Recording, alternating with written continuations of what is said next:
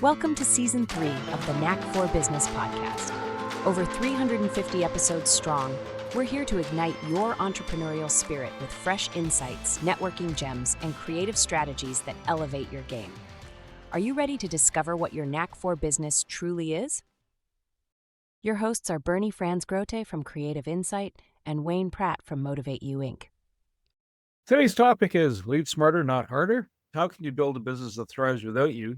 And that's what our guest is talking about. Oliver Wolf, co-founder and CEO of Beyond the Peak. Oliver is a dedicated family man, co-founder of the Beyond the Peak Inc., and the driving force behind the Conscious Sales team. With over 15 years of experience in sales, leadership, and management, Oliver is a master strategist known for his expertise in optimizing back-end operations for sustainable growth. His approach, business harmonization, blends systems and team synergy to empower visionary entrepreneurs, helping them scale beyond the seven figures while aligning business success with their ideal lifestyle and zone of genius. Oliver, glad to have you here today. Do you have a favorite quote you'd like to share? Yeah, in terms of a favorite quote, it's just a short reminder more than anything, which is slow is smooth and smooth is fast. I find that really powerful, especially when working with visionaries who move very fast. And in this world of moving fast, it's important to be reminded that often the fastest way to get from A to B is to slow down, smoothen out, and actually make it to your destination. In your background, you talk about business harmonization. What does that mean to you? So for me, the visual I like to think about is a symphony. You have your conductor, your instruments, and your players, your music players. Your conductor, in this scenario relative to business, is your visionary. The conductor sets the vision of where we're going, how fast we're going, leading everyone to be unified. That's piece number one, vision, goal, mission. The second piece is your instruments, your business systems. They're what the people use to get closer to that vision, that mission, that unattainable goal, as Simon Sinek would say. And once we have the right systems in place, the right instruments to create the music we're trying to create, then you need the players, right? You need the right players who know how to play those instruments well and can follow along with the conductor to achieve that vision. The players are, of course, your team members. What I ultimately like to think about is when a symphony plays their music and they're doing what they're meant to be doing, you hear one sound. You don't hear a cacophony of different instruments and noise. You hear one beautiful, synchronized, symphonic sound.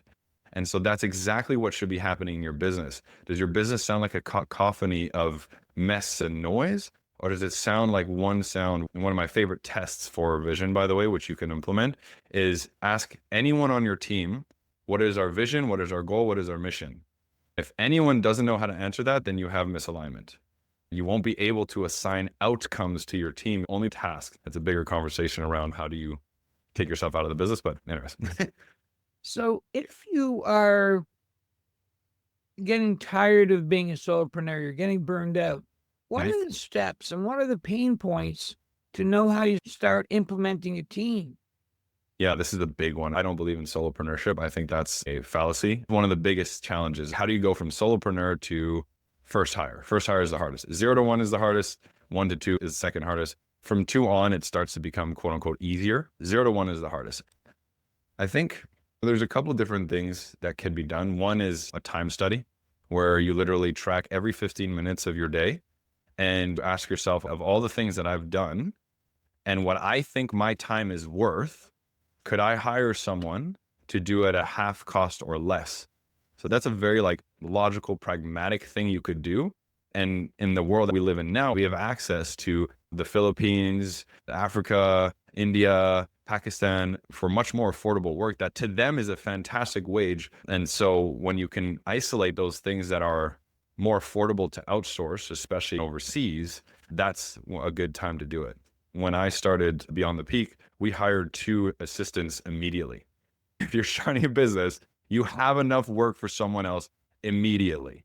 I promise you, the faster you get through getting your first hire, screwing that up, 90% chance you're going to screw it up, and then go again and finally find someone that you're like, oh my God, I literally can't see how I could do this without you, which will happen fast. That's when you keep going. So throw yourself in, trust me, you'll figure it out. When you bring yourself into that fray, you have to have a set of instructions. Unless, of course, you have an apprentice with you. The blacksmith will see the master do the thing. Not that the virtual assistant is necessarily a total apprentice. They know how to do some things. They just have to know how you want things done. Yep. How do you stage that? How do you stage that on your first hire? What are the pieces that you have to bring together to make that? It might be a bit rocky at first, but once you get it right, how do you make those parts come together? Yeah, totally. So if we're talking solopreneur first hire, you need a lot less than what I think a lot of people will think. But what I like to do is I start with what's called a role scorecard, which I'd be happy to share this as a resource with the audience if they want it. It basically outlines what's the role, what's the responsibilities, what's the intention for the first 30 days, 90 days, 6 months, what are the softwares they need to know, what are the expectations relative to time zone, amount of time, so forth, and then what are the tasks and responsibilities accordingly. If you have just that, you're already ahead of majority of people. I've had this document on ads and had people reach out and say, this is the most advanced role description I've ever seen. Thank you so much for this. It's made it so clear for me what I was applying for. So that would be one thing that if you had just that clarity of role and you just take the time to document that. And what's great now is using ChatGPT, you can build that in seconds. Here's what I need. Here's my business. And then boom, it'll populate the whole thing, copy, paste, put it up, voila. I find that interesting. Having come from the corporate space, you have your HR SOPs, then you have your finance SOPs, then you have your division SOPs, right? Each of them are interlaced. I also notice, and you see this a lot in the IT world and in the construction world too, scope creep. Oh, so when you're dealing with somebody, so there are things to balance out. Time, you need more people than one, right? 2, are you paying the right wage based on labor's done? 3, are there all the resources in place? How do you know that you're stretching it a bit too much or you've overextended?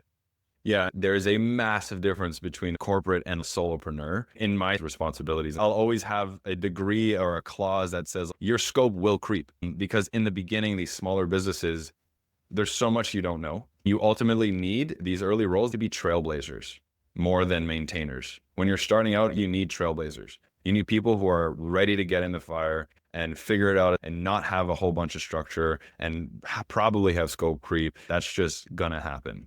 Whereas if you've built out the role, it's now standard, you've got your SOPs, it's normalized, then you want to find a maintainer, someone who's not really looking to innovate. In fact, they find excitement and joy in it just being normalized, standardized. So when an organization is looking to, going back to corporate side, they're looking to maintain status quo, everybody's happy, there's a few fluctuations, not a big deal. And then sometimes they're looking for a drastic change. And so they'll find a firebrand coming in. We see examples of that south of the border a lot. Sometimes you go, yeah, that's really handy. And then other times you're going, that's not so handy. When do you decide? Is it a cultural shift that you're experiencing? And is it worth, I guess there's a whole host of other questions that can come out of that. But how do you decide which is a good fit? The trailblazer or maintainer kind of thing? Yeah, so at the end of the day, it's how predictable is the thing you're hiring for. All right. If it's very predictable, it's documented, it's SOP, you know that when you put X inputs, you get Y output, that's a maintainer. If it's not clear, it's a new endeavor or a new direction or something you aren't sure about, like you don't know what'll happen when you put X input, you need a trailblazer. You need someone who is going to be like, oh, wow, output Z came out or M came out. Well, I don't know what this is. Let's take another shot at that. A trailblazer gets excited and then takes another shot. How do you go from doing the work to auditing the work? You mean, how do you mean? Sorry. You're trying to get scalable. You're actually taking on that first person or two.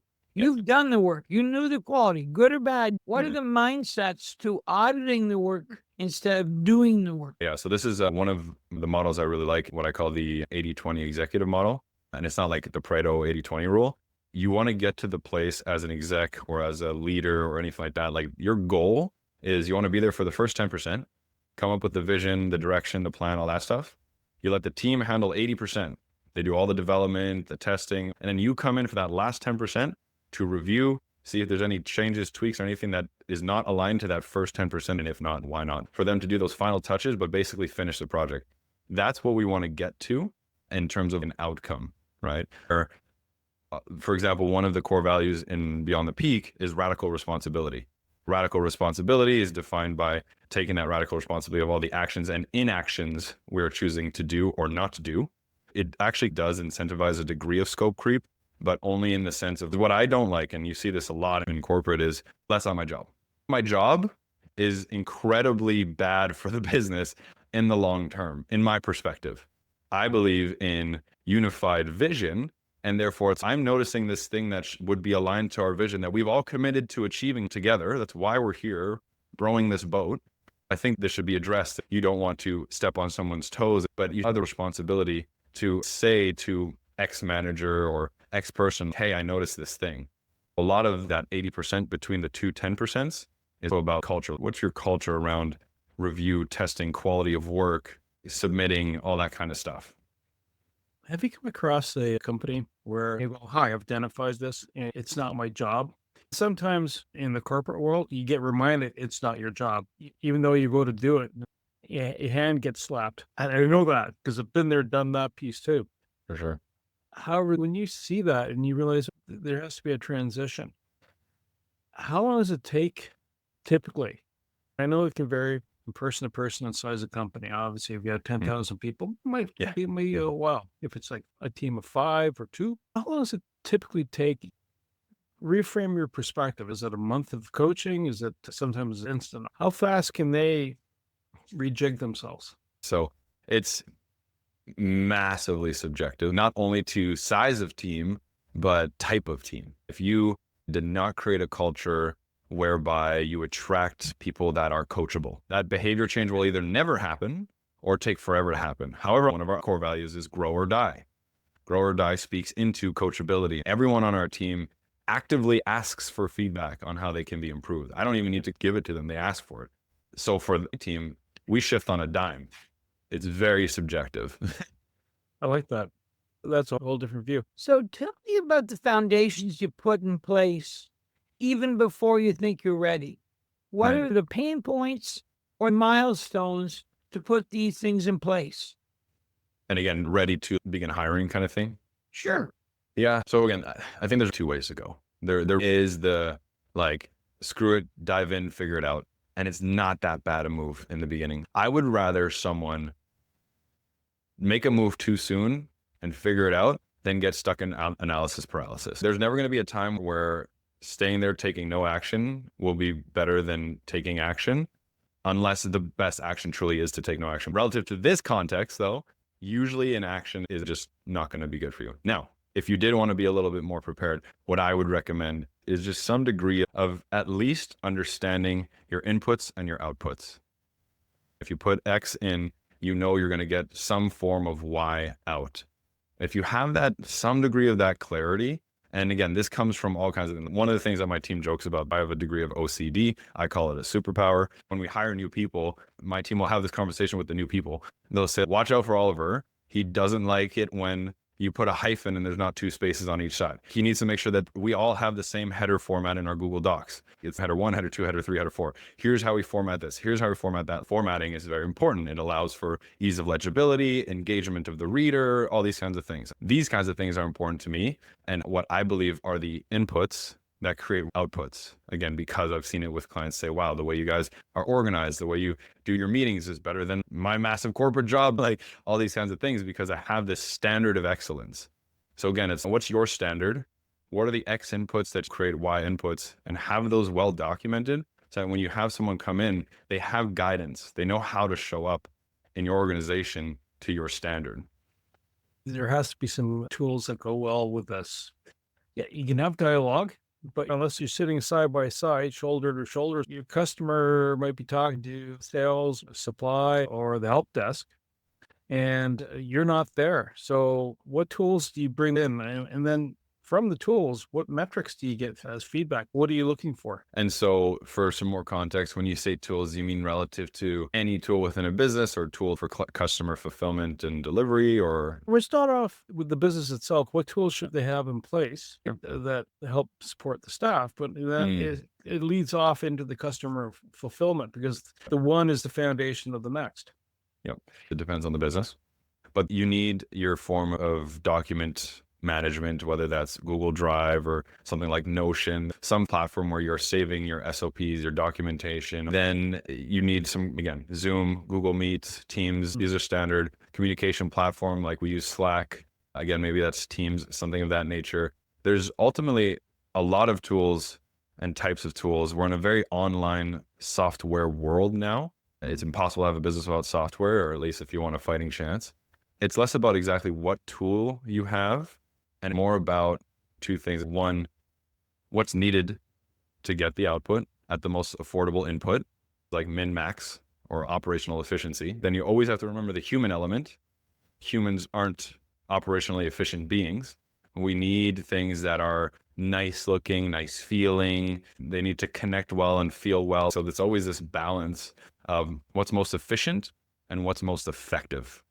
Efficient is the system side. It's this tool integrates so well with this tool. Look how well it integrates. But then effective is they integrate well, but I hate that tool. It sucks to talk through. I don't want this tool. So then you have to make your decision. Very subjective. We've been there, actually. Come to think of it. There you go. When do you know that you could benefit from a fractional COO? Yeah, good question. So the pain I like to identify when it comes to that, I've played as a fractional COO for multiple organizations. Generally, the pain on a high level is, does it feel like growing stresses you out? Does scaling feel like a stressful idea? Are you looking at, oh my God, I'm doing 5 million now, and if I did 10 million, I would die. If you're having these fears of growth, it's because you have operational issues. A fractional CEO can come in and say, this is what's not scalable. This is why when you do more revenue, you do more stress, you do more pain, you do more issues. To me, one of the best indicators is, does growth stress you out? Is the long game how you're going to retire, or how the business is going to become someone else's baby? When you're talking to an owner and they're going to help me, is it just tweak my sales component and thank you very much? Or is it more about the entire space? Because we touched on culture, which permeates everything. Is it viable to either be carried on from your offspring, your team moving it forward and you sell off the shares, or you're selling the business? How does that come together? Yeah. So it's another one of these subjective questions, subjective answers on a high level. The first rule of sales is you need to be a great listener. And to be a great listener, you need to be great at asking questions. When you're having these conversations, like, is it for sale? Is it for this? Is it for that? We got to discover that, right? That's step number one. Why are we here? What are you trying to do? What's your vision, your dream? What's your desires? Are you looking to sip Mai Tais on a beach? That's a totally different conversation than if you're like, I want to build a freaking empire that is multi-generational wealth to my great-grandchildren's children. That is a very different conversation, right? So that's number one we need to find out. Then from there, we can determine what needs to happen. If, for example, we are looking to Mai Tais on a beach, we want to stand her up to sell. We want to sell this bad boy. That's going to be a matter of creating scalable systems that gets proper EBITDA and multiple multipliers and all that kind of fun stuff. And it's just a different conversation. Generational wealth, then you're looking for long-term sustainability. One of the things I like to think about is, even if you're not intending to sell, you should still build your business in a way that it would be sellable. Because a sellable business is a good business. It's a good filter to ask yourself, in the state my business is now, would someone actually come in and feel good to buy it? If not, then we have opportunities here, lots of opportunities. What are the habits, in your opinion, of high performers? There's a lot of dogma out there about what is a high performer.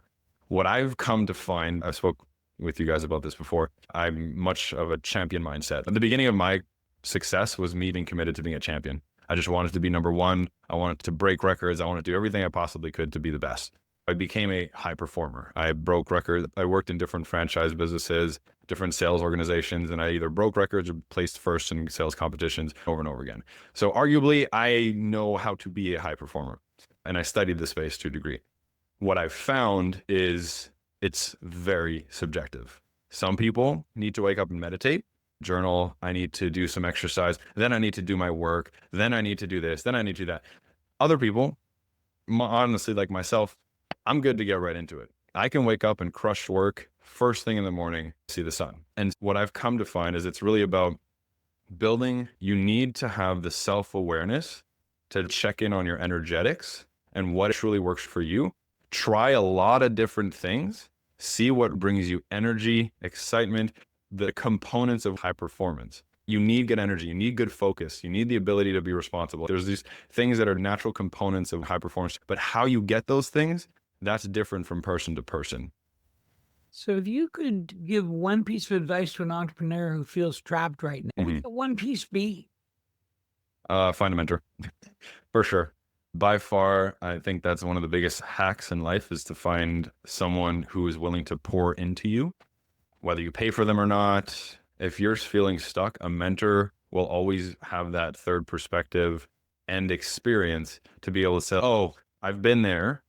Here's how I got out of it. Or here's how I could see you getting out of it. So mentor, for sure. Interestingly enough, I've noticed that some people, again, whether you're in corporate world or not, and usually it's more grinds the gears on the corporate side for some people, your lifestyle. Whether it's that Mai Tai on the beach, I want to go on a road trip, or I just want to do something and be able to shift the gears. How do you find that balance when you're talking to a business owner? What's your lifestyle? Like, do you find out what the lifestyle is like, or the lifestyle they want to lead? And is it fairy tale-ish for them? I wouldn't mind owning a cottage. But the reality would be you have to maintain it if you want to own it. How do you find that? Do you help encourage that? Do you provide advice in that space? Yeah. So at the end of the day, to work with someone, you need to understand a couple things. One, what's their desire? Where do they want to go? What's their pain, or where are they now? And what's the bridge needed to get there? Those are the three elements needed to determine if you're the right person to support someone else. Now, the degree of intimacy in that conversation depends. So again, you mentioned, do you help with that? For example, my circle of friends are all entrepreneurs. We have opportunities to help each other out and work with each other. Long story short, we're very intimate. And as a result though, when one of my friends will say, hey, I want to own a boat. This is a really good example. You mentioned the cottage, right? There's a lot of maintenance in a boat. The idea of a boat's nice. I can go out on the water, I can take my friends, I can party. But you're right, it's also quite a hassle and a money sucker. Why not just rent one? I'll have that conversation with them accordingly. If I'm really not intimate with them, I don't have much of a relationship, and it just wouldn't make sense to have that conversation. Maybe this person is really committed to wanting to have a boat. They just really want it. And it's not my role to navigate that with them. Maybe the rapport is there, maybe the relationship there, then sure, yes, I will.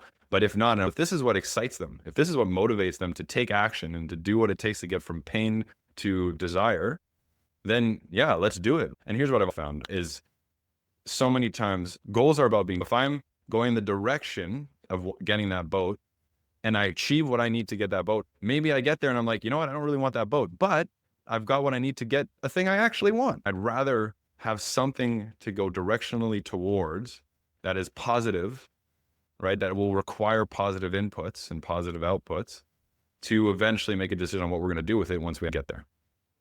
Beyond the metaphor, was there an actual physical peak? Was there actually looking in a field mountain once upon a time? And why go behind the peak? If you're at the peak, why go beyond it? That's too funny. So there's a full-on story to this, and there is a peak, 100%. Even have a podcast for this. The story there is my partner and I. My partner's name is David. We knew we wanted to do business together. We've been best friends forever. He's the godfather to my children. We've been to each other's weddings, all the things, right? And we're like, okay, we want to do something. We have enough experience. Let's go. So we went on a hike, and it wasn't like a full trip, just to have some opportunity of visioning. And as a result, we had a great experience. All these things are happening. And then by the time we were done and we left, one of the biggest outcomes we wanted was a name for our business. And we hadn't come up with one. As we're coming down, we reflected on our day. We went to the peak of this mountain and wanted to find a place, but there was a lot of people around. There was like 20, 30 people around. Where we originally thought we wanted to achieve this peak is not the place. It's not where we want to actually be. So we had to go beyond the peak. And so we went beyond the peak to find what we really did want, need, and desire. and had an amazing experience. And then after that came back down thereafter. So then we're like, whoa, then we really start to reflect on things in general. Like I think about Olympians, right? Olympians have this peak that they chase, number one in the world in skiing or whatever. And we see it time and time again that a Olympian will achieve that goal and then be immediately depressed thereafter. They've sacrificed everything for that one peak. And once they achieve it, they question reality. Life beyond the peak. It's not about these goals we hit. It's about what happens after, what happens around this thing. What are we doing that makes it worth going for this peak? What is beyond the peak? And so that's how we came with it, with this idea and this name. Yeah, but you're right. At the end of the day, okay, we did it. Now what? Now what? And having that satisfaction or the next step. When you're engaging with companies, are you just doing it in the nation's capital? Are you national, North American, global? What's your range? I'm completely global. I just want to help people who are willing to be helped on the things that I'm able to help with. I don't care where you're from, where you're doing, all that kind of stuff. As long as like the values are aligned, what you're doing is something that actually is good for the world, I will help. How do we reach you? I'm most active on Facebook, Oliver Wolf. Otherwise, there's also my email if you want to go direct to Oliver Wolf at thewolfsyndicate.com. Those are the best areas. It's been a great interview. I want to say thank you to Oliver Wolf, my co-host Wayne Pratt, and you, the Knack for Business listeners. If you're trying to figure out your sales, your strategy, maybe even more than just the strategy of your sales, what happens when you get past that peak and you want to grow into the next stage? Reach out to Oliver. To reach the podcast hosts, email them at info@creativeinsight.com or by the website creativeinsight.com, spelled KREATINSIHT.com. To reach Wayne at his email, wayne@motive8u.ca, that is MOTIVE, the numeral 8 and the letter u.ca, or his website motive8u.ca. If you would like to be a guest on this podcast and share your knowledge, let us know. We would also appreciate your feedback on the content or format. Check the show notes for more details. For these podcasts, we like to acknowledge the support and thanks to the following people: Carl Richards from Podcast Solutions Made Simple, a renowned podcast expert; Fred Crouch, who is the Property Wizard podcaster, where Bernie is a co-host; Jovan Strika from At Hive, a co-working space that is more than just a space; then Melanie Weber, Bernie's invaluable business partner; and Wayne Pratt from Motivate You Inc., who serves as both a coach and co-host of these podcasts. Disclaimer. Please note that the Knack for Business podcast episodes are meant solely for educational and general informational purposes. The information and opinions contained within are not intended to be professional advice on any subject matter. The thoughts, views, and opinions expressed by the participants are their own personal beliefs and do not represent the views of the podcast hosts or any affiliated organizations. It is important to note that this podcast is not a replacement for consulting with certified experts in your area who possess knowledge of your unique situation. The hosts of the podcast, along with any participants or affiliated groups, do not take responsibility for any actions taken or not taken based on the information presented in this episode. It is highly recommended that individuals seek guidance from their own personal advisors in fields such as accounting, law, or other pertinent areas prior to undertaking any actions or making decisions that may impact their financial, legal, or other aspects of life.